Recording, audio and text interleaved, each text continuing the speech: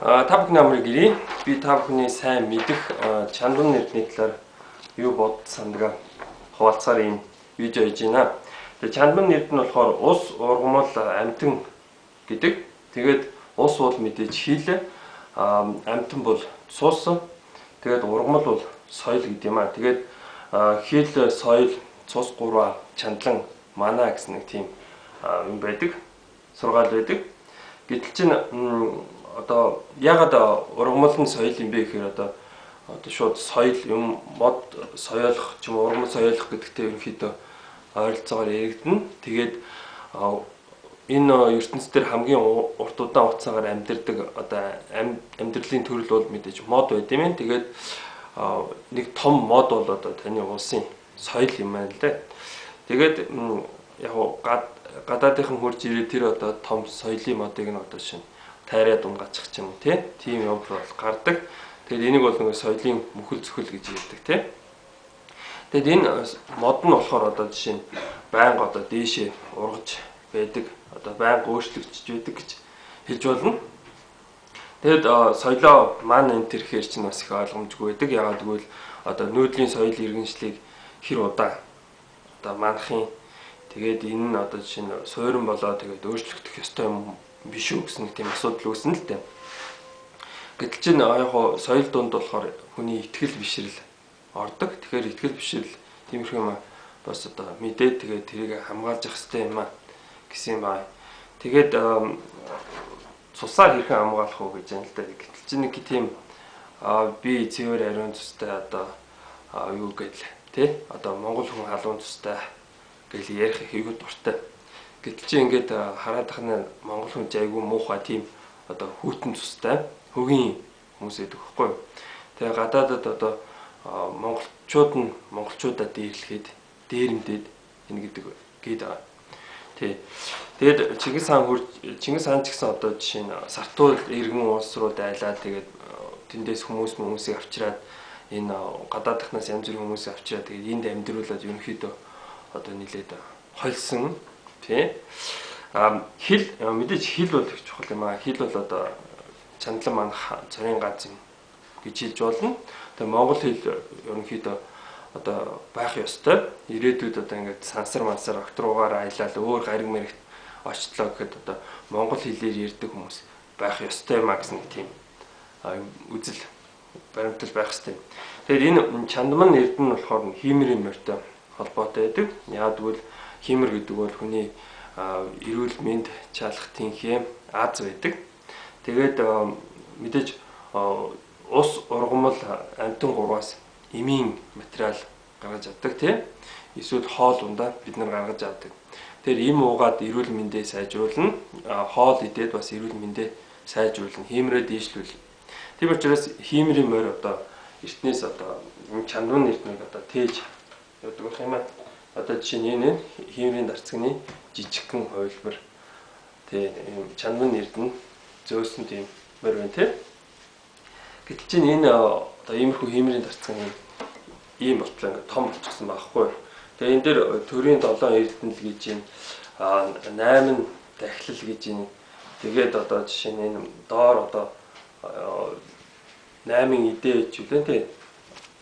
8 идэж гэн тийм иймэрхүү юм хийчихсэн байхгүй. Тэгээд энд биштэй хачирхалтай нь болохоор энэ хиймрийн морин дээр ийм хятадын нөгөө нэг багва буюу одоо зоосны мэрэгний тэр нэг зурааснуудыг хийчихсэн байна. Тэгээд энийг одоо жишээ нь энэ урхны шишинтэй яаж одоо ингэж тайлбарлах гэж байгаа бүү мэд энэ чинь одоо тийм их учир начиртай юм штэ энэ тэргээд хэлэхэд багтай. Гэтэл чинь энэ багва гэдэг болохоор одоо 4000 жилийн өмнө нэг хятад хүний зохиосон нөгөө нэг ертөнцийг одоо үзэх үзлийн нэг тиймэрхүү юм байдаг байхгүй. Тэгээд одоо ертөнцийн тоолжгүй олон зүйлийг одоо 8хан тийм дүрсэнд хуваагаад тэгээд тэрийг одоо жишээ нь мэрэглэх арга гэж байгаа байхгүй. Тэгэхээр чинь нэг тийм утгагүй байхгүй. Тэгээ ингээд монгол хүний сүнс сүлтэн дотор ийм харийн гадаадын ямар ч утгагүй юм ингээд орцсон байд юм байна л да. Тэгээд энэ лам нар яриад байна л да. Одоо жишээ нь энэ хиймрийн морин одоо хүний дотор байгаа хүрдийг эргүүлдэг. Тийм учраас бидний оюун санаа ухамсар ажиллаж идэм аа гэж байна. Тэгээд тэр хүрдэгээд байгаа юм юу юм бэ гэхээр мэдээж нэг энтхэгийн нэг чакра юм байна. Нэг 7 чакра байдаг лөө тий.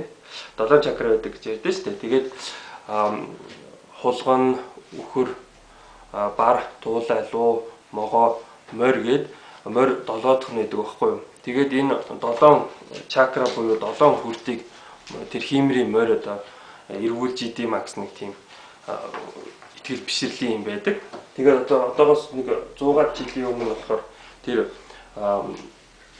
хүрд нь болохоор жишээ нь юм галтай тийм хүрд байна. Энэ галтай хүрдийг явахтай нөгөө дармаагийн хүрдч гэж ярьдаг. Энэ цаг хугацааны хүрдч гэж ярьдаг. Цагийн хүрд гээд нэвтрүүлэг үздэг шүү дээ. Тэгэхээр чинь монголчууд энэ хүрд ямар очдаг мэдж байгаа. Тэгээд гал монгол хүмүүсийн хувьд бол хүсэл учир шалтгаан байдаг. Өөрөөр хэлбэл арга биелэг тэгээ 3 дахь зүйл буюу хүсэл, шалтгаан, учир гэсэн юм байх юм аа. Тэгээд ямар нэгэн шалтгаангүйгээр юм хийдэггүй шүү дээ, тийм. Ямар нэгэн хүсэл байхгүй бол бас юм хийхгүй. Гэтэл чинь бурхны шашин болохоор ерөнхийдөө шунал тачаал буюу хүсэл тачаалыг тийм дарах зорилготой учраас зөвхөн нэг тийм 2-ын тоон дээр байгаад байдаг байхгүй юу.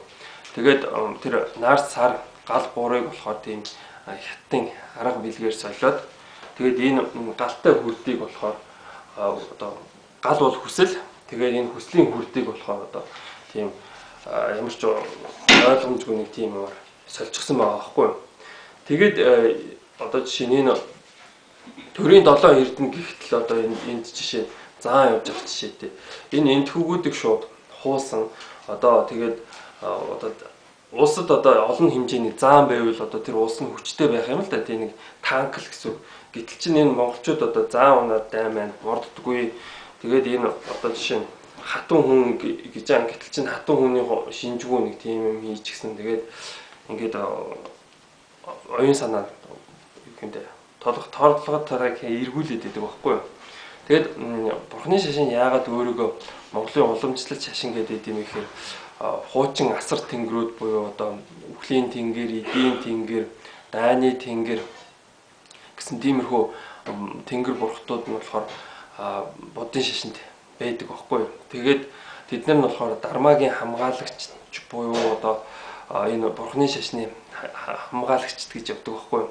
Тэгээд та нар тэр хуучин асар тэнгэрүүдтэй мөргөж болно. Гэтэл чинь таны тэр асар тэнгэрүүд чинь болохоор гэгээрл хүрээгүй маа гэдэг баггүй. За тэгээд анхаарал тавьсанд баярлалаа.